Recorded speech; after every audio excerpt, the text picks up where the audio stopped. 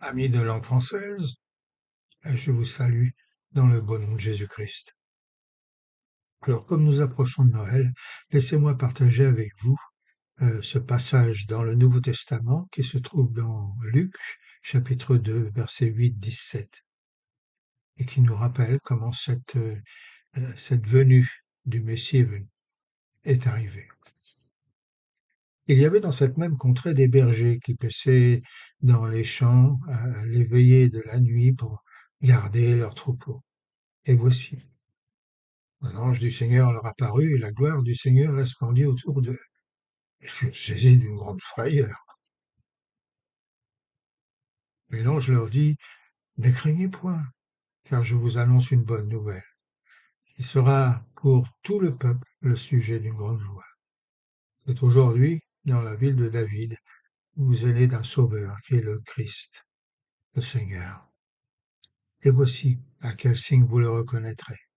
Vous trouverez un enfant mailloté et couché dans une crèche. Et soudain, il se joignit à l'ange une multitude de l'armée céleste, louant Dieu, en disant, gloire à Dieu dans les lieux très hauts et paix sur la terre parmi les hommes qu'il a agréés. Lorsque les anges eurent quitté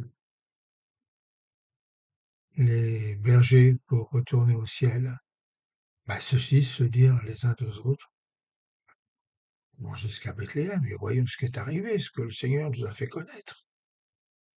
Ils allèrent dans hâte et ils trouvèrent Marie et Joseph, le petit enfant, couché dans la crèche. Après l'avoir vu, ils racontèrent ce qui leur avait été dit au sujet de ce petit enfant. Mes amis, à Noël,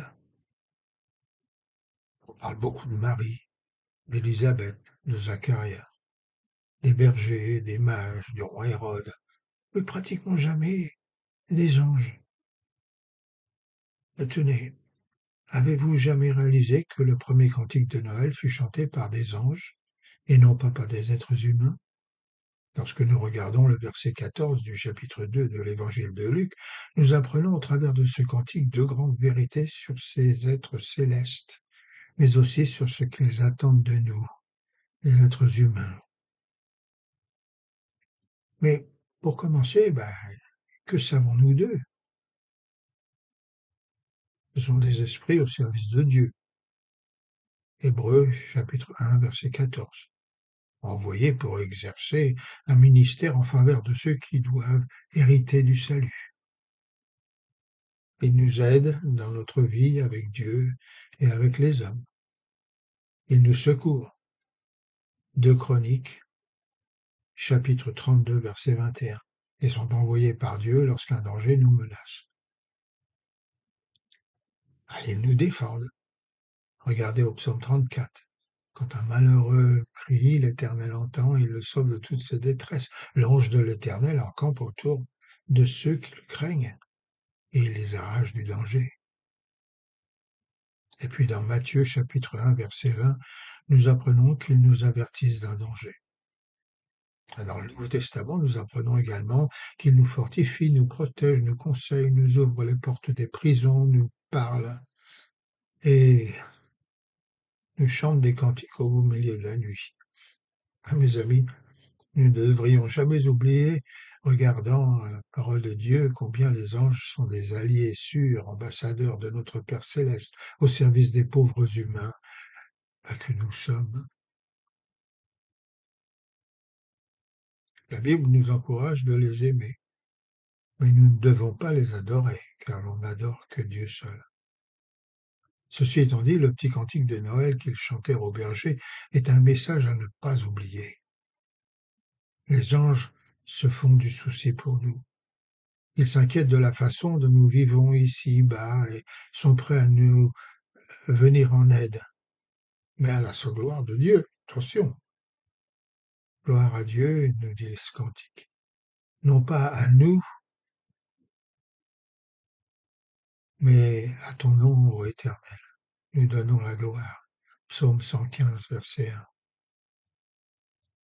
Ils ont aussi de grandes qualités.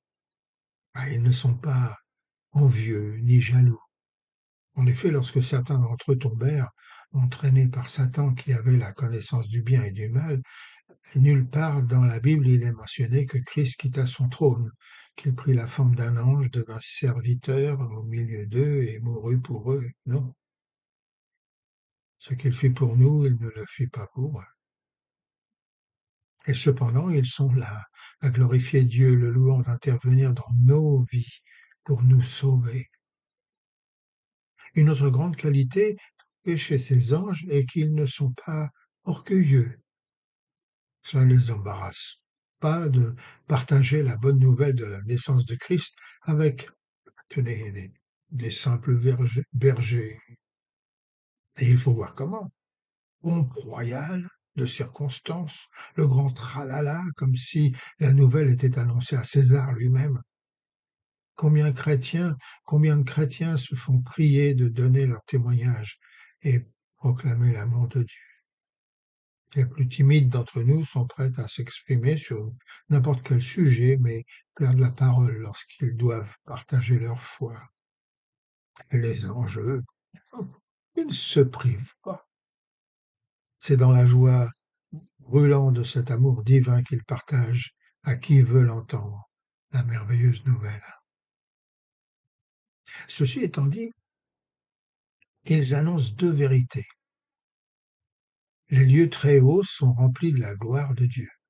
Mais cela, on le savait déjà, car ils l'ont chanté depuis très longtemps, le psaume 19, verset 1, verset 2. Et puis c'est un peu une prière, un souhait qui découle de cette bonne nouvelle qu'ils partagent. Paix sur la terre.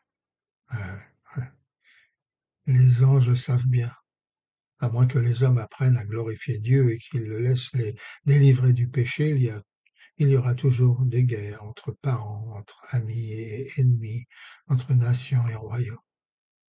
Alors vous voyez, dans ce petit bébé qui vient de naître se trouve un espoir de paix et de délivrance.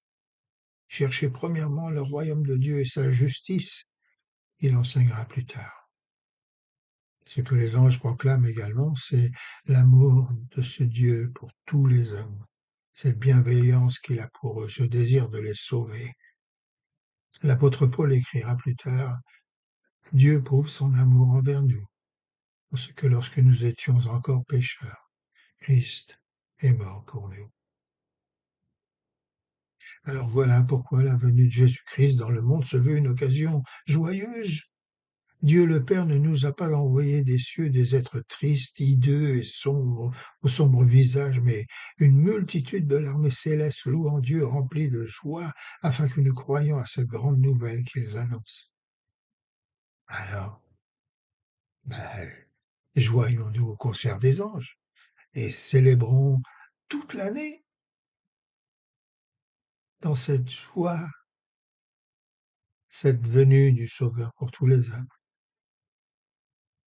Car Dieu a tant aimé le monde qu'il a donné son Fils unique, afin que quiconque croit en lui ne périsse point, mais qu'il ait la vie éternelle. Dieu vous garde pendant les fêtes de Noël.